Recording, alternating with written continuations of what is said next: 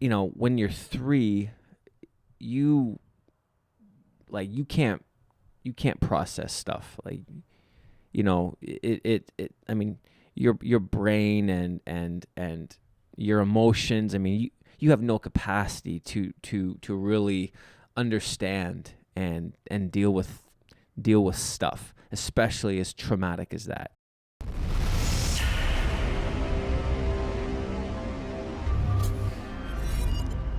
All right, what's up, everybody? And welcome back to another episode of the Tattooed Preacher podcast. This is episode 24.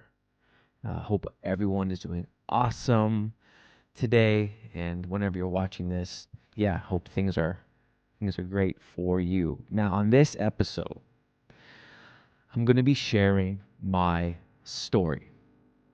A few months ago, like I've alluded to parts of my story on previous episodes, and I think back in late summer or early fall, I alluded to some of the depression that I had struggled with in my life. And I turned that into a clip and put it on social media, and I had a ton of feedback on it. People saying, "Hey, thanks for sharing. Would love to hear more about your story."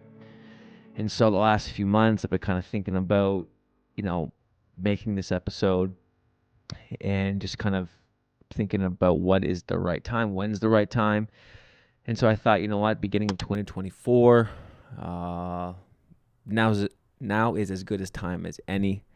And so that's where we're going today. Going to share, a lot of the key things that I've had to deal with and go through in my 40 years of living. So if that interests you, stick around and find out more. But before I get there, I do want to just quickly plug my social media stuff.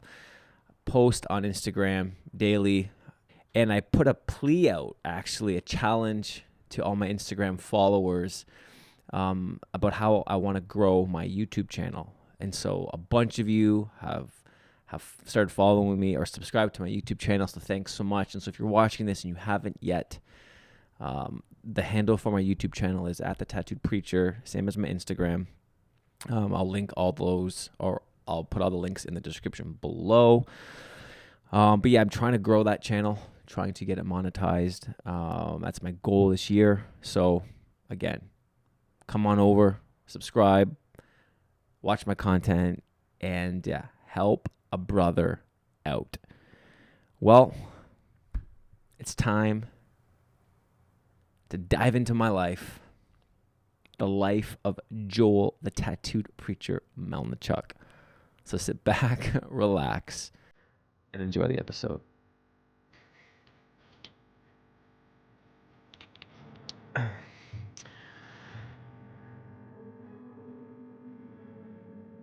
Okay, so I feel like I've lived 3 lives in one.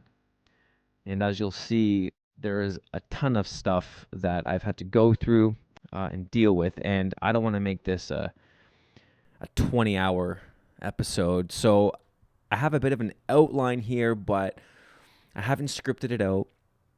So I want this to be as real and as raw as possible.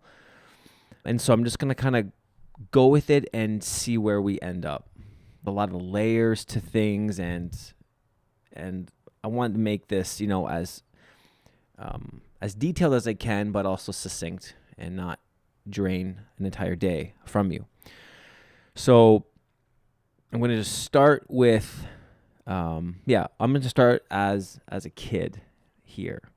I grew up, as I've mentioned again in previous episodes, I grew up in a Christian home.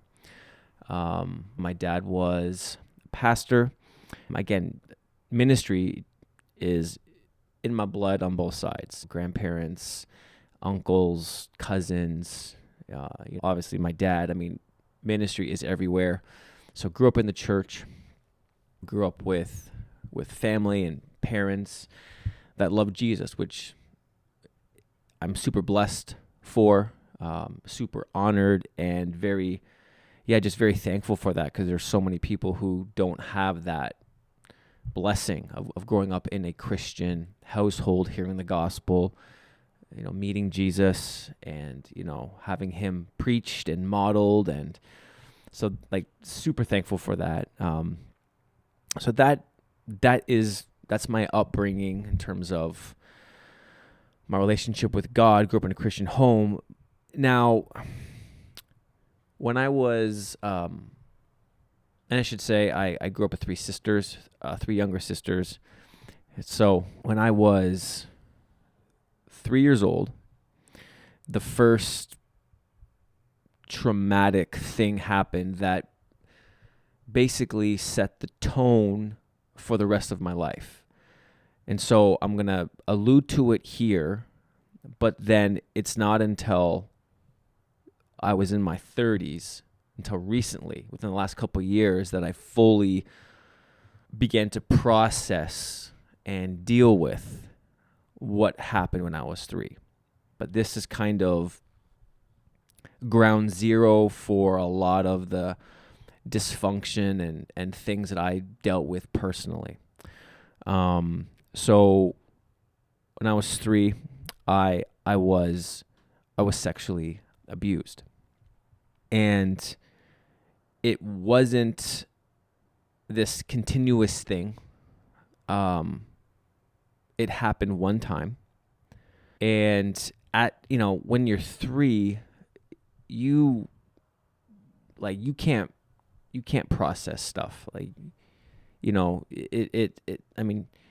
brain and your emotions. I mean, you have no capacity to really understand and deal with stuff, especially as traumatic as that. So it happened once, but it happened in such a way that it was, I kind of immediately buried it. I think I tried to communicate it to my parents, but maybe the way I said it or tried to describe it, I don't know. It was just kind of one of those things that it didn't really go anywhere. And so, for me personally, I buried it. But from that point, things changed for me. And I remember as a young boy dealing with a ton of fear of people. And I remember I had a mild speech impediment, especially up until high school years. In certain situations, I would stutter. I mean, even today, sometimes I slur my words, or I've gotten 9,000 times better, but definitely in situations like public speaking, which is nerve-wracking for a lot of people, but in these kind of moments where fear and anxiety would surface, it would come out in my speech. And so I had that going on and just was really like in public, outside of my home was kind of like my safe place. So it wasn't so bad there, but when I would get into school and when I would be outside of my comfort zone, just remember always being very fearful. I never liked to make eye contact with people. I remember walking in the hallways at school with my head down and just really struggled with fear. And clearly, it was connected to what happened when I was 3. Now, from a young age as well, as I mentioned, growing up in a Christian home, with parents that love Jesus, and I was exposed to the negative side of that. Is the positive stuff is you meet Jesus, you understand that he's real, but then you also see that there's a dark side. There's a spiritual battle that's taking place. spiritual war. And from a young age, dealt with a lot of demonic stuff. And same with my sisters. And as I kind of got older, looking and hearing from like my mom and different people in my family, it was kind of a generational thing. And so from a young age, having a ton of demonic encounters happen at night. I would see things, hear things, dreams, just really dark and just demonic experiences happen growing up, which again added a lot to this whole fear thing that I struggled with. I mean, there was one time, and again, I don't know theologically how to work it out. I don't know, but when I think it was 9 or 10, I remember I was sleeping, and the way my bed was, part of it was against the wall, and then the other part was facing the middle of the room. And so I was sleeping with my shirt off this particular night, and my back was facing the open side of the bed, not the wall. And I was sleeping, and then I was immediately woken up. Something like scratched my back. And it happened twice that night. And so the first time it happened, I was like, what the? And I thought, maybe I dreamt it. Maybe I imagined it, whatever. So I went back to bed, and then it happened again. And this time when I woke up, I was freaked out. And from that point on, so that was 9 or 10, up until today, and I'm better now, but I could never sleep with my back facing the opening of the bed, the part that's of the bed that's facing the middle of the room, or just not facing the wall. And I could not sleep with my shirt off. Like, if I had my shirt off, I would always have to be facing, my back had to be facing the wall. And so it was something that was, again, very traumatic, very intense. And so, growing up, again, from being young, having all those attacks, all those experiences. I mean, there's a ton of them. I think one of the first episodes I did for the podcast, I talked about a lot of my demonic encounters. So go back and check those out. I'm not going to go into super detail in all of them, but dealt with a lot as a young boy. And then right around age 9 or, again, maybe 10 or 11, in around there, my dad was a pastor. So again, grew up in the church. My parents began to have issues in their marriage. And so I remember hearing them fight, hearing them argue. Like, I was the oldest of between myself and my 3 sisters. And so late at night, I remember hearing my parents argue and fight, and hearing some of their arguments and kind of getting specifics, which were things related to my mom, stepping out on my dad, stepping outside the marriage with other men. And then finally it got to the point where one day we came home from school, I think it was, and my mom sat us down and she's like, Mommy's gonna move out for a bit. And I remember as a kid, my initial response was I started laughing, because it was like I didn't know how to process those emotions. And so I remember I started laughing, and then my mom was like, Joel, like, do you want to cry? And I was like, I nodded my head, yeah, and then started bawling. And so it was like, oh man. And so, but my parents, my mom made some mistakes, and my dad ultimately forgave her and decided to work on the marriage. And so she never actually moved out, but it was very, I don't know, it just wasn't the same. And so my dad left the ministry. He left being a pastor, and he started taking random jobs. He was working 2-3 jobs, trying to provide while trying to work out his own marriage. And then, but something happened in my heart as a 10, 11, 12-year-old boy. Again, I can't remember the exact age, but right around there, where something, I don't know, switched in my heart with my mom. And so as I got into my teenage years, because my mom and I were very, very tight growing up, we were super close.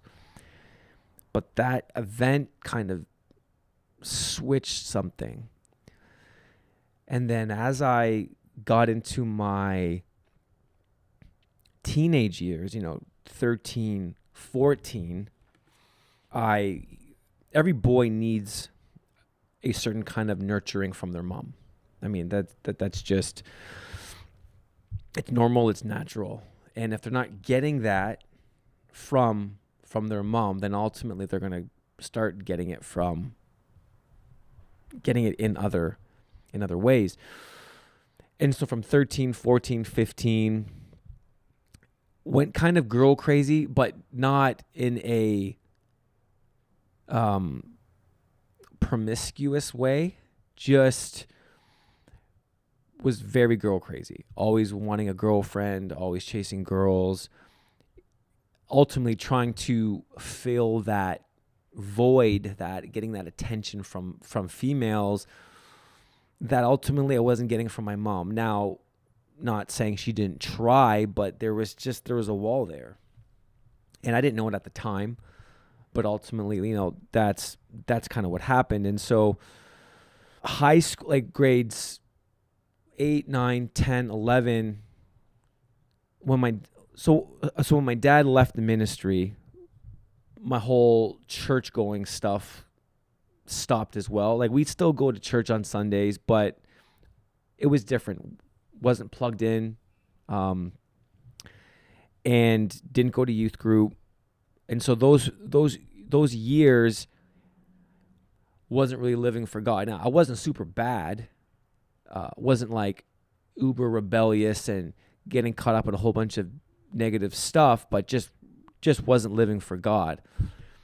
So, during those years, just started dabbling in certain things and made mistakes, but it wasn't until I was 16, and so I was grade 11, going into grade 12. It was that summer, and I remember I was staying at my buddy's house, who had an older sister. And again, growing up, because of the fear stuff and the demonic stuff, and then the stuff with my parents, I was a very timid kid as well. Very shy, not like inside my comfort zone. I was outgoing, loud, crazy, but outside of my comfort zone, quiet, shy, timid, and so very introverted. And so that made me into an easy target for people who are more dominating, more controlling, more aggressive. And so I was staying at my buddy's house, and he had an older sister. who I believe was 20 at the time. And she, I guess, took a liking to me. And I mean, I thought, again, I'm 16, wasn't really living for God, hormones going crazy, timid and shy, but still a 16-year-old boy.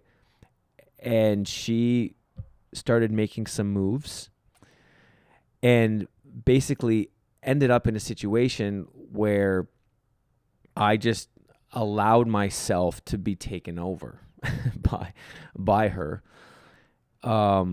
and had crossed the line.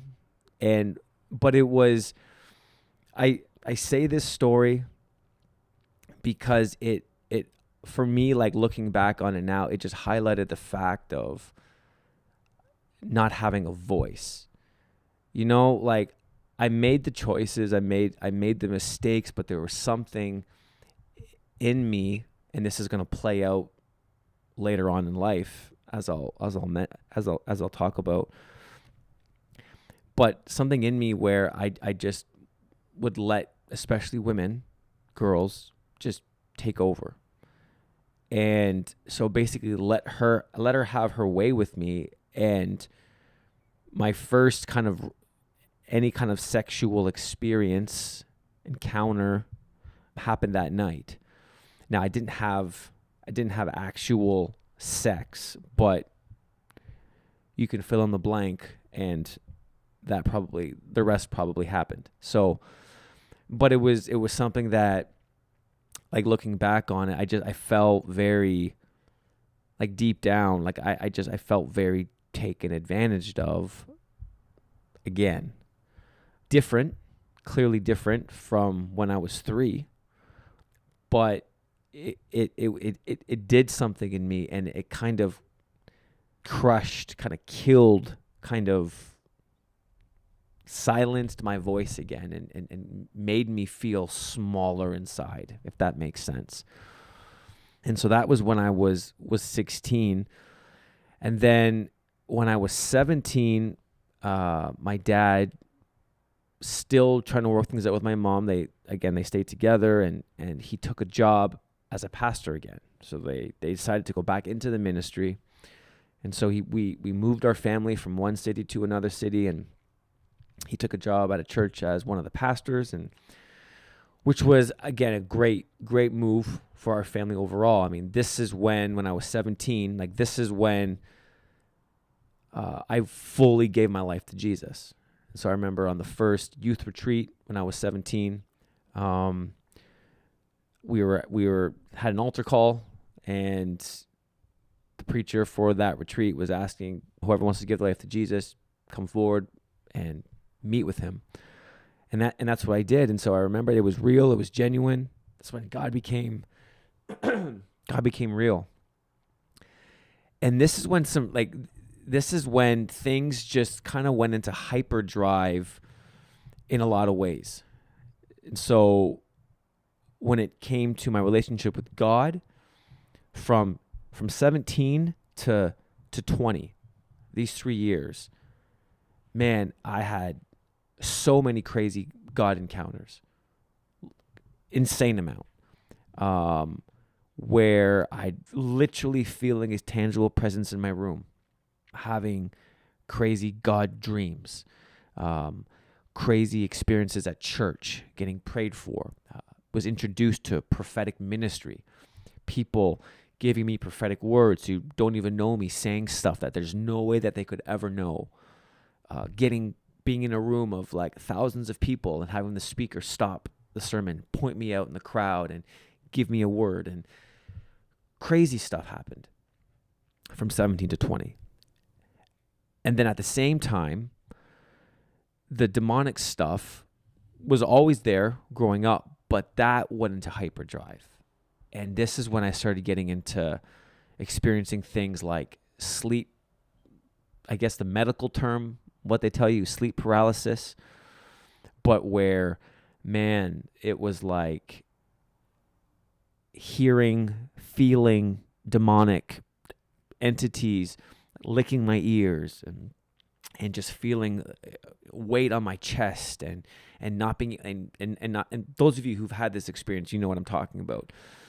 But literally having those on the regular between, like, in those years, just an insane amount of times, having crazy demonic dreams. So having like crazy God stuff, crazy demonic stuff happening. Then when I was 17 is when I had my first real girlfriend. My first, where it was Christian girl. And so having God stuff, demonic stuff, Christian girlfriend, but emotionally, I mean, I'm in no position to have a girlfriend. Emotionally, I was jacked up. So going through all of this stuff with that, and then right around the same time, my parents started having issues again. And so it was just a really chaotic time. So many good things, a lot of negative stuff, and it was a very intense time. Then when I was 19, the girl that I was seeing, eventually we ended because she cheated on me. And that, again, crushed me because I had given this girl my heart, given her everything. Shouldn't have done it in the first place. This is why it's not good to date when you're young, especially if you are emotionally jacked up like I was, but that's a different topic for a different day. But crushed me. And so that just, broke me. And then right around that same time, my mom stepped out on my dad again, which then ended their marriage. And so this all happened at the same time, which just was emotionally just brutal to go through. So processing the stuff from my own relationship and then processing the feelings with my mom. And there was just so much anger and so much mistrust. And I just was like, man, I'm never going to trust a girl again. Like I can't trust them. And so God stuff, demonic stuff, the relationship stuff, my parents' stuff, all kind of swirling around together, different layers, super intense. Then, when I was 20 to 21, trying to figure out exactly what I'm doing with my life, like what's God saying. During the crazy God times when I was 17 to 20, and this whole time is when I really felt the call to ministry, though. It's when I felt God call me. I didn't know exactly how and what way, but I was like, whether that's being a pastor, preacher, whatever, to do that, at least at that point, the next logical conclusion is you go to Bible college. So I went to Bible college, and towards the end of the first year of Bible college, and now I it's important that I say this, I never dealt with anything. The stuff with my mom, the relational stuff, the stuff that happened to me, when I was 16, that girl, the stuff that happened to me when I was 3, never dealt with any of this stuff. The stuff from the first time when my parents had issues. All of these deep wounds, these events, these tragic stuff happening, never dealt with it. Just pushed it down. Never talked about it. And again, at that point in time, mental health wasn't even a thing. It was kind of, especially in the church, like you're not vulnerable in church. You come to church with your mask on and you pretend like everything's okay. I mean, that was church. People don't talk about their issues. And so this whole new self-help and mental health and all this stuff that is so prevalent in our culture right now didn't really apply then. So never dealt with anything. But went to Bible college, and at the end of the first year, meet a girl. And she was the type of person that was more on the aggressive side. She's very outgoing, very strong-willed, knew exactly what she wanted and knew how to get it. And then, myself, again, I was soft, timid, sensitive, introverted dude. And so you put those two together, it's not a good combination, especially when both parties are emotionally jacked up. And so we started dating, and we were dating for a short time, couple months, and I saw a bunch of signs just that the relationship was not good, shouldn't be in it, but I found myself, just giving myself over to it, to the relationship, to her, and ultimately, I think it was 4 months into the relationship, she gave me an ultimatum. We either get engaged or we break up. And it sounds ridiculous. Sounds like looking back on it now, it's like, well, then obviously that's not how you get married. That's not how you make that choice, that decision. Give me an ultimatum, but at that point, the way I was at, where I was at emotionally, I thought, if I don't get married now, then I never will. And so made the choice to get married and got engaged against the wishes of people close to me. They all said, "Joel, are you sure? Like, something doesn't seem right, feel right." But I didn't want to hear it. I was just convinced that this is it. This is the only choice for me. And if I don't do this, I'm going to be alone forever. And legitimately, this is how I thought. So got engaged, and it was an engagement, from hell, to be honest. Because of where we were, so I had left Bible college because I needed to work if we're going to get married. So end up moving in with her family, and because I needed her car to get to work because I didn't have my own car at the time. So completely immersed in that world, completely removed from my safe space, my home.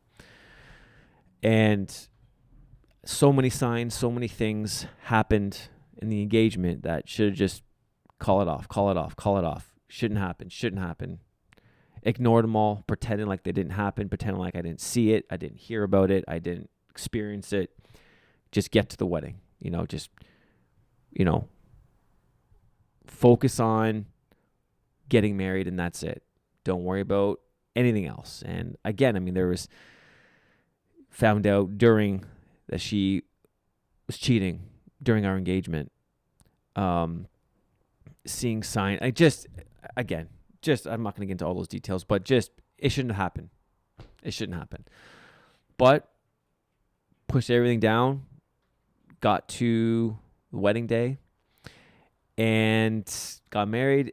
And then once I got married is when, for whatever reason, I decided to get a backbone and realize I'm not going to get pushed around. And so we got married, and it was literally a nonstop fight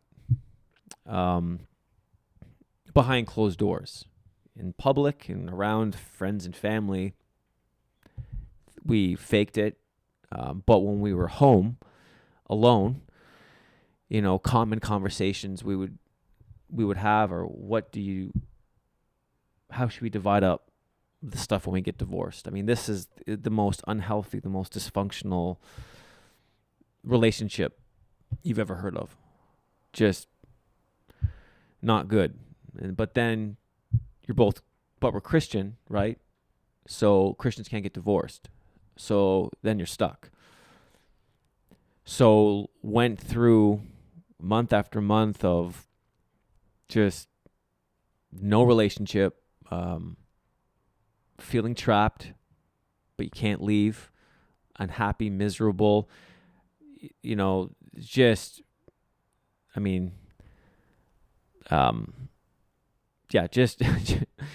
not good. Just not good on any front. And then a year into the marriage, one day I came home and realized and received a letter, basically saying that if I didn't change, if things didn't change, then she was going to leave, end the marriage. And at that point I was like, cool. Like, I really don't care. This is how hard and cold and just miserable things were. So she took off, didn't know where, for like almost 2 months. And so I had to play the big act with everybody, living by myself, but everyone thinking that we're both living together. She's gone, whatever. After almost 2 months, she comes back and started finding things out, people reaching out to me about what she was doing during her little vacation, and found out that she was cheating on me, that she was into a whole bunch of just not good stuff. But again, it's hearsay. Can you really end a marriage on hearsay evidence? And so really wrestling with that. But then one day I eventually end up speaking to at least one of the people that she messed around with. And, once I heard that, then I was like, okay, I'm out. And so ended that marriage. And my emotional capacity at that point was like, I was dead inside to kind of get through and deal with all those things, and from just everything else. And then you compile that. It was a rock, man. That led to the first kind of depression that I experienced, where I just didn't want to see the light of day. And so I got a job. I left Bible college, and any hopes of ministry, of any dreams, desires of that, just gone. And I just got a job at a night shift at a grocery store just to escape from reality. And so that's what I did. I was 23, 24 at that point, and the marriage ended. And then for the next, number of years in my 20s, just was just dark and feeling dead, and just had no life, no joy, no purpose, no happiness, just really emotionally just brutal. Until until I was 28. So that's like a good 4-year stretch where just hated life. And then when I was 28, I came across a Bible school that you could do correspondence, do it online. Didn't actually have to physically go there. So I made the choice to go back to Bible school and do it online. I felt like I was coming out of the depression, and I got plugged back into a church, and my relationship with God never went away. Clearly, always loved Jesus, never walked away. I mean, that was never an issue. It was just my future, my calling, my purpose, all of those things. And so again, 28, 29, went back to Bible college, got plugged into church.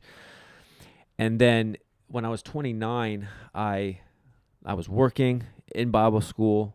And I felt like this is when God, he asked me, he's like, Joel, I want you to go to this specific discipleship school. And those of you watching this or listening to this, maybe you've heard of Bethel Church in Redding, California. And they have this discipleship school. And to be honest, like, I had no desire to go to this school. I had heard a whole bunch of stuff about this church. I mean, this church is very uber charismatic, Pentecostal, which I grew up Pentecostal charismatic, but they're like on a different level. And so I had heard a whole bunch of stuff and had no desire to go there. Never thought twice about it, but felt like this is where God specifically highlighted. And so at 29, I sold everything, sold my stuff, left Bible college. I felt like this is what God wanted, and moved to California. And so was there for a year, and this ended up being probably the best year of my life. massive turning point. It was a year that was difficult in the sense of, this is when I began the journey of processing a lot of the junk that I had gone through.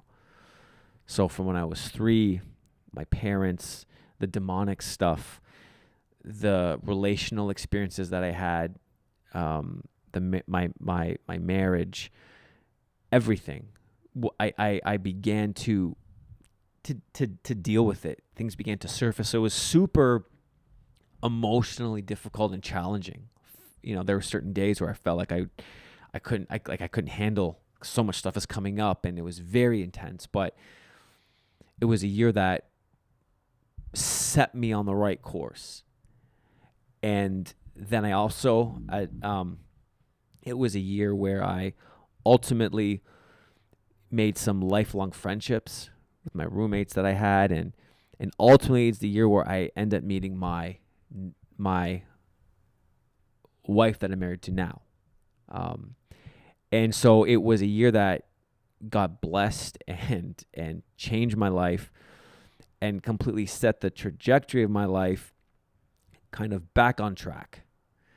And so that was 29 to 30. And then, so quick backstory between my wife and I. So we knew each other there. We were friends, but it wasn't until a year after the course ended, or the school ended, she had messaged me some pictures from my birthday that I had there. Had my 30th birthday in California.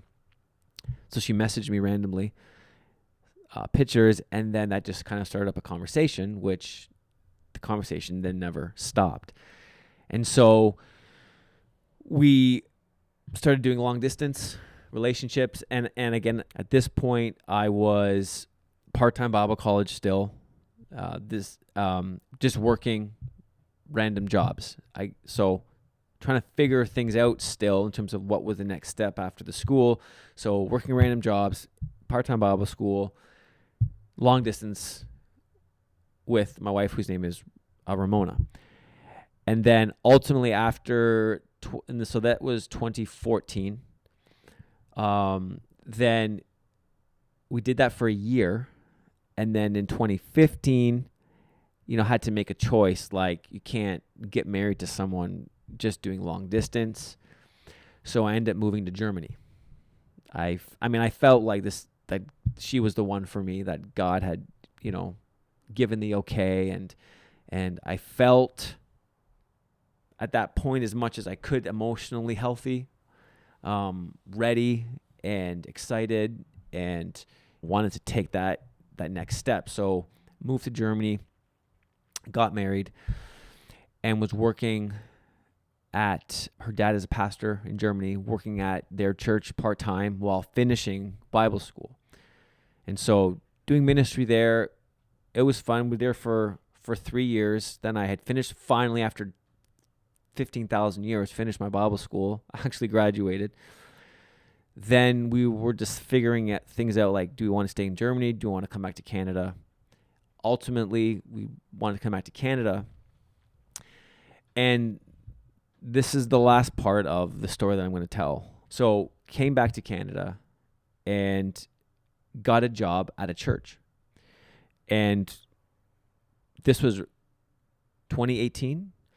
And so awesome church, was associate pastor, and so we moved back to Canada doing that. And I was there and I'm fast forwarding through a lot of this part because, again, the final part of my story that's probably the most significant happened within the last 2 years. And so I was there for 3 years and went through the COVID thing with the church. And it wasn't until 2021, my wife and I, we got pregnant and had a little girl. And so she was born in April 2022. No, April 2020. She was born, oh my gosh, she was born April 2020. So after she was born, it was again, like, completely overtaken with joy, having a little girl. Things were good, as good as it could be in COVID in the church. But then for me personally, emotionally, after my daughter was born, I felt something switch. Something in me was just like, she was born in April, and just going into the spring and into the summer, something just, I didn't know what it was. I just felt off. I just felt like, I don't know. I started feeling very negative, very just unhappy, and finding myself becoming more and more unhappy and not really knowing why, and being very negative with how I view myself and look at myself, and I guess where I see life going. And it just was just weird, but it was subtle at first. And so going into the fall of 2020, I remember it started getting a bit more intense. Like, I'm just like, man, like I something is off in me, and I couldn't pinpoint it. But I remember it was in October, and I had a dream. And again, all throughout my life, this demonic stuff, it never stopped. It would kind of come in ebb and flows, and I have these either dreams or sleep paralysis, or things were always happening, always, that never left. But I had this dream. And in this dream, the figure that I had saw was, whether it was the actual devil, I don't know. It's a figure draped in all of red, this red hoodie, red tracksuit. And in the dream, this being, couldn't see his face, but he said to me, I own you. And I remember waking up, and I was like, it did something. And it began to send me down this path of like, it's like depression kicked in, really began to seep in. And so because I started really feeling this, like, man, like I started feeling like I don't want to live anymore. Like I started having like suicidal thoughts. And I'm like, wow, like I'm a pastor at this point. I'm a new dad. Like, I got to get help. And so I started talking to a Christian psychotherapist. And this was my first session, I remember, was in December of 2020. December 2020, yeah. And the first session, I just started sharing with what I had just shared about, from ever since the birth of my daughter in April, something was just off, and that whole thing, shared with him the dream. And so we're talking back and forth, and then he made this statement, because I kind of shared about my past as well. So the things that have happened since I've shared today, when I was 3, my parents, all the relationship stuff, the demonic stuff, my first marriage, everything, all that stuff. Then, so shared basically everything I've said right now, I said to him. And he makes this statement. He goes, well, Joel, like when you were 3, ever since the rape. And he said that word. And as soon as he said that word, it struck me. It like, it was as if it's like, that's what happened to me. See, because going back to when I was 3 now, it's taken me a long time to get back here. But when I was 3, like, I always just said I was sexually abused, because I had blocked it out.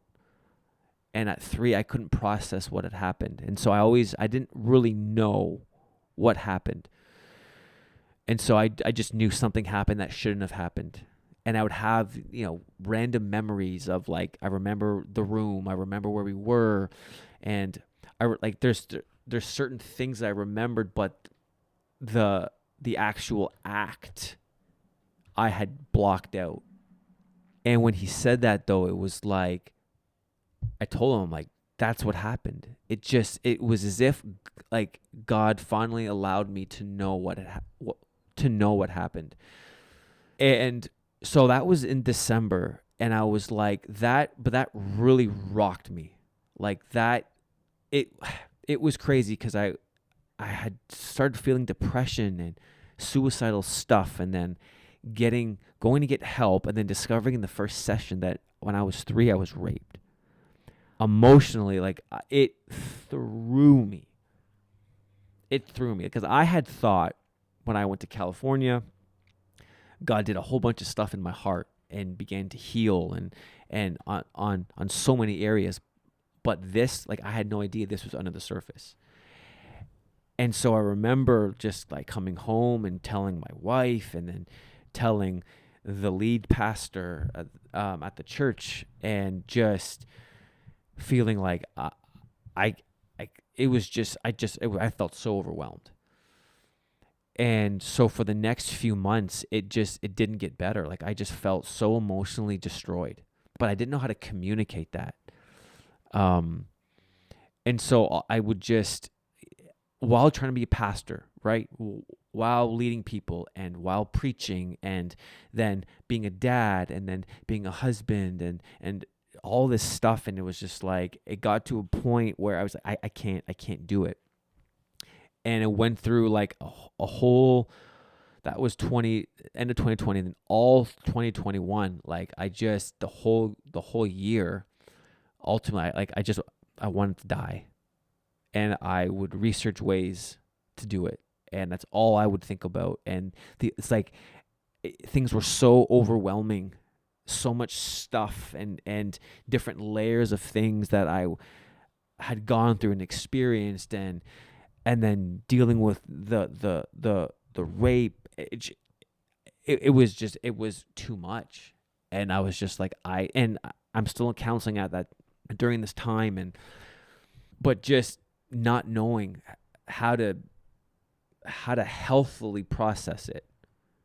And so feeling so overwhelmed, and the only thing that would give me a sense of relief was the thought of dying. And so ultimately, I was like, man, like I can't be in ministry anymore. Oh, before I say that, it got so bad at the time where I was like, I wanted to end it. I wanted to die, but I was just like, I wanted to end my marriage. Like, it was like I was wanting to go kamikaze on everything in my life, my marriage, relationships, everything. And so my wife and I put her through hell, and for months. And it's like looking back, like it breaks my heart of how hard it was, because I wasn't easy to live with. And living with someone who is so down, and even though she knows the reasons, even though I was open with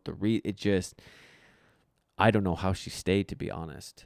Like, it never got to a point where anything was like, we were fighting or arguing, or it was just, I was dead. Like, I had no motivation, no life, no drive, it was like a complete meltdown.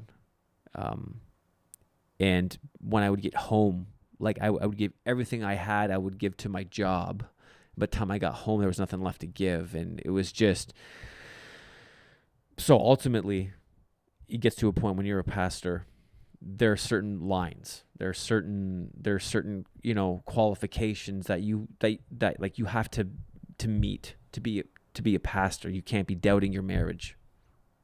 You can't be wanting to end your life, and be in full-time ministry. And so eventually it got to the point where I was like, I got to walk away.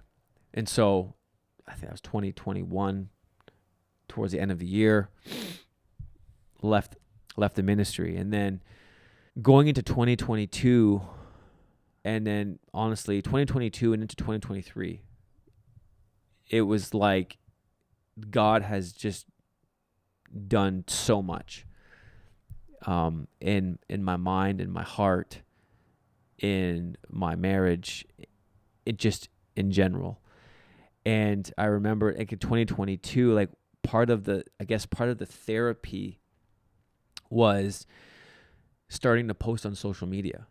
And so I had never before 2022 ever posted reels or content or nothing. I used Instagram just for family and friends. Like, and I had like, I don't know, 200 followers maybe. Like it was nothing. I didn't care about it.